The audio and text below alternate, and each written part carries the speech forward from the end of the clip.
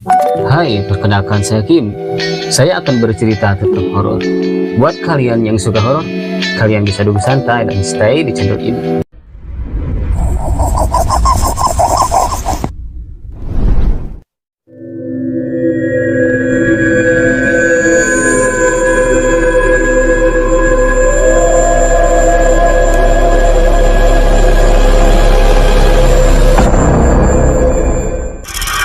Kisah hari ini dari seseorang yang bernama Stella. Dia disukai jin.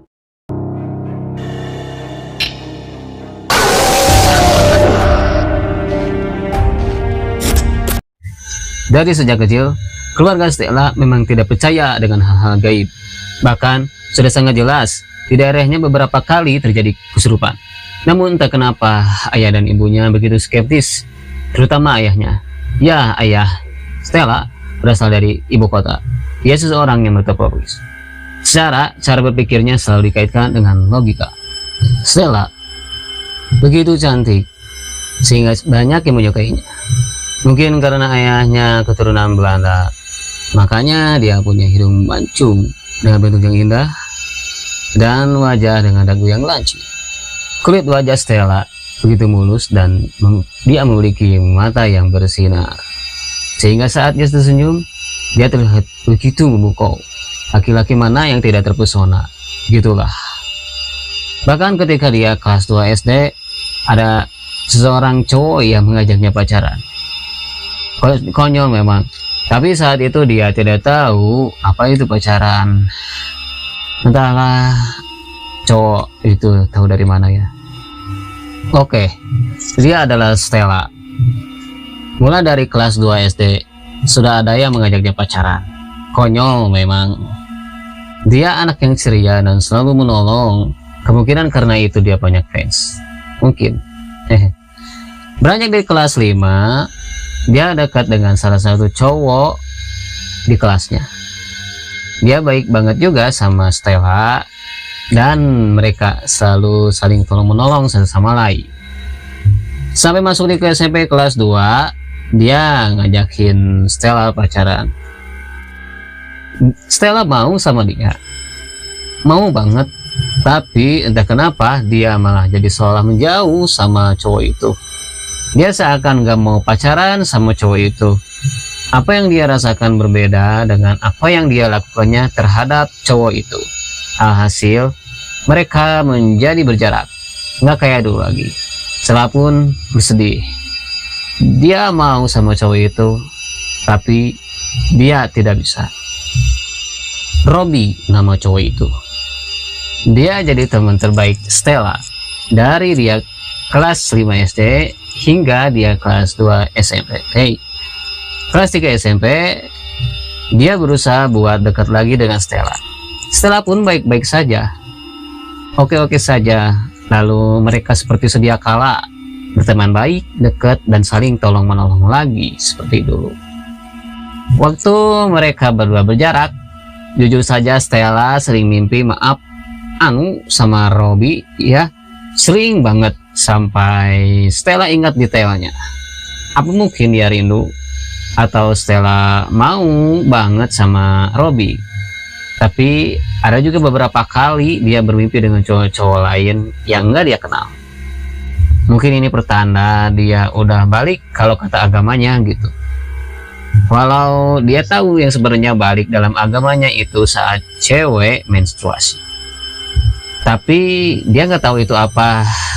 Dia cuma beranggapan seperti itu. Hingga Stella dekat dengan Robby lagi. Stella menjauh dari Robby lagi setelah Robby mengajakin dia pacaran lagi. Seolah ada yang mengalihkan alam bawah sadarnya menurutnya. Dia bertindak berbeda dari apa yang dia inginkan, namun hanya soal hubungan cewek dan cowok. Lalu saat Stella SMA, semakin banyak cowok yang ingin menjadi pacarnya. Kali ini dia dan Robby tidak satu sekolah lagi, berbeda sekolah. Anton, dia adalah pemain basket, ganteng dan menggemari banyak cewek. Kurang apa lagi, dia satu tingkat di atasnya. Cowok kelas 2 SMA yang bukan cuma disukai di tingkat yang sama di sekolahnya, namun disukai satu tingkat di bawahnya dan satu tingkat di atasnya. Di seluruh kalangan cewek sekolah lah. Dia juga blasteran, tapi nggak tahu blasteran mana. Stella tidak tahu begitu jelas. Saat itu Anton pernah menyapa Stella. Stella yang masih duduk diam sambil minum minuman segar setelah menyaksikan pertandingan. Stella cuman menghindar dan pergi. Dia tidak tahu untuk urusan dengan cowok yang dia sukai. Dia takut nyakitin cowok itu dan takut nyakitin diri dia sendiri. Dia takut alam bawah sadarnya mengendalikannya lagi. Hingga Stella menginjak usia 21 tahun. Selama itu dia tidak pernah berpacaran, karena setiap ada cowok yang menyatakan perasaan kepadanya, dia selalu menghindar, dan itu bukan maunya. Sekali lagi, dia seperti dikendalikan oleh alam bawah sadarnya. Dia takut nanti dia tidak menikah. Masih ingat cowok yang bernama Anton di sekolahnya di SMA? Dia pernah mencoba memutuskan urat nadinya dengan pisau. Namun itu berhasil dihentikan oleh dua sahabatnya yang tidak sengaja nemuin mereka di ruangan tata boga. Ya, dia mengambil jurusan tata boga. Stella mengambil jurusan tata boga. Untungnya sahabat-sahabatnya itu belum pulang. Dan kebetulan toilet melewati kelas tata boga.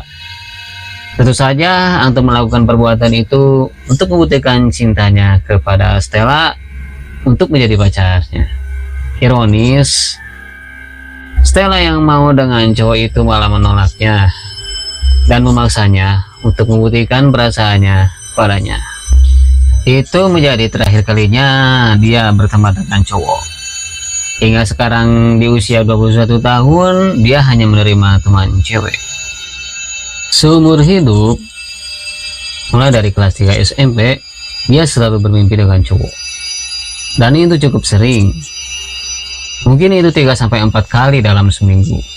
Menjijikan, padahal dia tidak pernah memikirkan hal itu. Apa mungkin setengah jiwanya nakal, dia berpikir seperti itu. Namun bahkan dia dekat dengan cowok pun tidak mau. Selama di kampus, dia cuma berteman dengan sesama cewek. Tapi suatu hari, dia bermain ke rumah salah satu temannya. Disitulah dia bertemu sosok penyelamatnya. Oke, begini ceritanya. Di ruang tamu temannya itu, dia menceritakan semuanya. Karena dia ledekin mulu, jomblo akut, akhirnya dia membongkar semuanya, masalahnya itu. Dan waktu ia cerita, kakak temannya itu, ya dia penyelamatnya itu ya, kakak temannya itu, dia tidak sengaja mendengar obrolan mereka. Dan kakak temannya itu menyarankan Stella untuk ruqyah. Setelah pulang ke rumah, Stella izin kepada kedua orang tuanya. Namun seperti yang Stella bilang, orang tuanya itu skeptis terhadap hal-hal gaib. Mereka menyulitkan Stella, hingga teman-temannya yang memohon dan membujuk kedua orang tuanya itu. Namun orang tuanya tetap bersikeras. Ke psikolog pun percuma. Dia sudah datang beberapa kali. Tidak ada yang salah pada jiwanya. Dia hanya harus siap memiliki pasangan. Dan itu saran yang sama dari beberapa psikolog yang berbeda. Dan akhirnya seminggu kejadian setelah membujuk orang tuanya itu, saat dia bermain ke rumah temannya yang itu lagi, kakak temannya itu mendapati dia sedang menangis. Setelah tahu masalahnya, lalu kakak temannya itu bilang dia yang akan membujuk orang tua Stella. Kakak temannya itu datang ke rumah Stella dan lalu menayangkan video teman kampusnya yang memiliki masalah yang sama dengannya, hingga ia proses ruqyah dan bisa berpacaran lalu menikah. Entah apa yang kakak temannya itu ceritakan kepada orang tuanya, Yang jelas orang tuanya akhirnya mengizinkan Stella untuk pergi rupiah. Keesokan harinya Stella diantar oleh kakak temannya itu ke tempat yang biasa orang-orang rupiah. Ayah ibunya pun ikut, ketika temannya pun ikut. Penasaran apa yang terjadi dengan diri Stella. Setelah tiba di sana, dia dipertemukan dengan orang yang berjubah putih seperti kiai. Tapi ada juga yang berbaju biasa. Lalu kakak temannya itu sebut saja Bang Joy.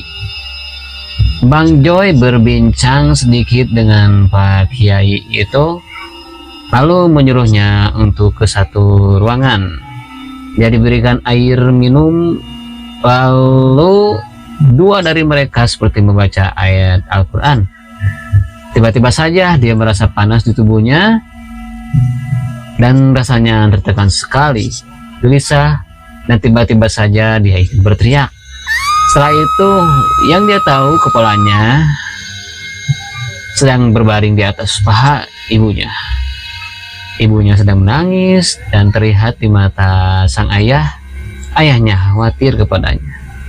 Tapi tiba-tiba Kiai bilang Alhamdulillah dan membuat suasana menjadi tenang. Sejak saat itu Stella dan Bang Joy menjadi dekat. Dan seperti yang kalian pikirkan, mereka menjadi pasangan. Akhirnya Stella bisa atau mau nerima cowok yang mau jadi pasangannya, mau nerima cowok yang ia sukai. Kata Kiai di tempat rupiah itu, kenapa Stella selalu bertindak seperti itu? Menghindari laki-laki yang menginginkannya? Karena ada jin yang suka sama Stella.